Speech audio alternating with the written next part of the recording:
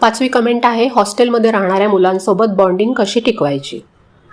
मुलांनी हॉस्टेलला राहणं म्हणजे केवळ फिजिकल अंतर नाही, तर कधी कधी मनात सुद्धा अंतर येईल काय, आपलं मूल आपल्याला दुरावेल काय, ही तुमची भीती अगदी रास्त आहे.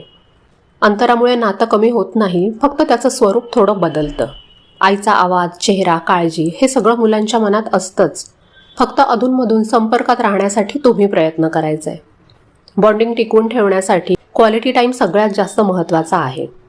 त्यासाठी ह्या काही गोष्टी नक्की करा. निश्चित वेळेमध्ये फोन करा. आठवड्यातून एक ठराविक वेळ ठरवा. त्या वेळेत दोघांच्याही सोयीनुसार इतर कामं बाजूला ठेवून शांतपणे बोला. अधूनमधून त्यालासुद्धा कॉल करायला लावा, म्हणजे त्याला जबाबदारीची जाणीव होईल. आणि फोनवर फक्त जेवलास का, अभ्यास केलास का असाच चौकशा करू नका. त्याच्याऐवजी आज तू नवीन काय केलंस, तुला मजा आली का, नवीन कोणता मित्र बनला का, कोणता मित्र मदत करतो, असे प्रश्न विचारा. त्याच्या हॉस्टेल लाईफमध्ये खरा इंटरेस्ट दाखवा. तुमच्यासुद्धा काही छोट्या छोट्या गोष्टी सांगा. तुम्ही दिवसभर काय केलं, काय गमती झाल्या घरामध्ये, हे सांगा. ह्याच्यामुळे त्याला असं वाटेल की तो आजसुद्धा तुमच्या आयुष्याचा महत्त्वाचा भाग आहे. घरी काही नवीन गोष्टी करायच्या असतील तर फोनवर त्याला विचारा, त्याचा सल्ला घ्या.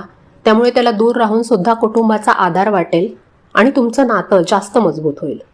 अधूनमधून एखादी व्हॉइस नोट पाठवा, म्हणजे व्हॉट्सअपवर आपण मेसेज रेकॉर्ड करून पाठवतो तसं. फक्त कसा आहेस एवढंच नाही, तर आज कोणत्या गोष्टीमुळे त्याची किंवा तिची आठवण तुम्हाला आली ते सांगा. मेसेजपेक्षा व्हॉइस मेसेजमध्ये जास्त चांगल्या भावना पोहोचतात असं मला वाटतं. शक्य असेल तेव्हा तिकडे जाऊन भेटा किंवा सुट्टी मिळेल तसं त्यांना तुमच्यासोबत घरी राहायला घेऊन या. बाहेरून चौकशी करून लक्ष जरूर ठेवा, पण तुमच्या वागण्यातून त्याला असं वाटू नये की त्याच्यावर अविश्वास आहे किंवा संशय घेतला जातोय. ह्या काही गोष्टी आहेत ज्या केल्यात तर तुम्ही दूर असाल तरी तुमचं प्रेम आणि पाठिंबा त्याला सगळीकडे जाणवेल.